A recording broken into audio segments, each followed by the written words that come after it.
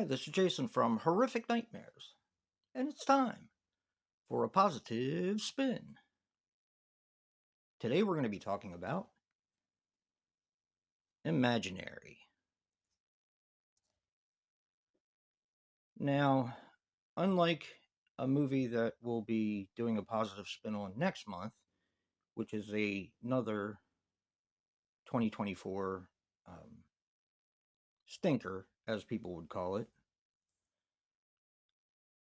this one is a little bit different for me because I watched this when I first got it. And after I watched it, I told Joe that, we should do a positive spin on this because, to my knowledge, well, I had never heard anyone say anything good about this film. And I actually really liked it. Is it a great movie? No, but I did like it. So let's put a positive spin on Imaginary.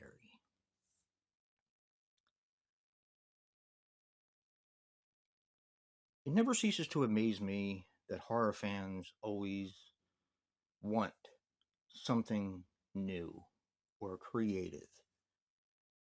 When that comes in any way, shape, or form, um, they tear it to pieces. And I'm not really understanding why. I know this movie is PG 13. I know there, of course, are always going to be PG 13 movies every year because that is what happens. And I know a lot of people hate PG 13 horror. I still don't understand. Um, because, granted, you could get away with a lot more in the 70s and early 80s. But some great movies were rated PG in those times. We were talking like I'll just throw out one name, and that should be all I need to throw out. Tourist Trap. What about Poltergeist? I'm not a big fan, but I know that movie is loved by just about everyone. Maybe not Joe, but yeah. And I don't understand why PG 13 horror is crapped on the way that it is. Yeah. Okay. That's going to be my first positive. So we're going to put a positive spin on Imaginary. My first positive is that it's PG 13, and I'm going to tell you why. That way, parents can take younger kids to see this movie, even though I think it might be a little too intense for a lot of younger kids. But to me, PG 13 can always be the gateway into horror. Like if kids like horror and they want to see horror, parents have a choice of whether or not to take them to rated R films, and most parents won't. I mean, my parents wouldn't. Of course, in my history, martial arts movies didn't factor into that. I could go see any martial arts movie that was rated R, it didn't matter.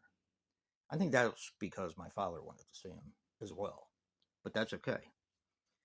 But as far as like horror movies, it gives parents a way to enjoy horror with their kids um, that want to be involved in horror, like a lot of us were when we were younger. So that's going to be the first positive. I like that this is a PG 13 movie because the imaginary friend aspect of this film is great as a gateway sort of horror for kids who can identify. Next positive is going to be Chauncey, the teddy bear. Very unassuming looking. Looks like the potbelly bear I had when I was a kid. When I was a little kid, and is very unassuming. But the more you watch this film, the more he gets under your skin. And it's that psychological aspect of what they put into the film that I love so much. Next positive is going to be the cast. I like the family dynamic. I like, um, also, as far as the cast goes, the neighbor. And my wife picked this out. I don't know how she did, but my wife picked this out. The next door neighbor, the older lady, was actually the mom in Eight is Enough. And I used to watch that show all the time when I was a kid. I could not pick it out to save my life. I like the way they play, the way the family plays off of each other. In a similar way to a movie called The Lodge, you have um, an already existent family whose uh, mother is a little out there, and they marry someone else, and of course the kids aren't on board with who they marry. But the father's got other things to do, like in the lodge where he had to close some business deals or whatever before he could go up there. In this one, the father is a like a musician, and he goes on tour, and he basically leaves his new wife, played by her, um, to raise his kids. I like that. I think it's fun. And one of the big things I like about this is that it's very creative.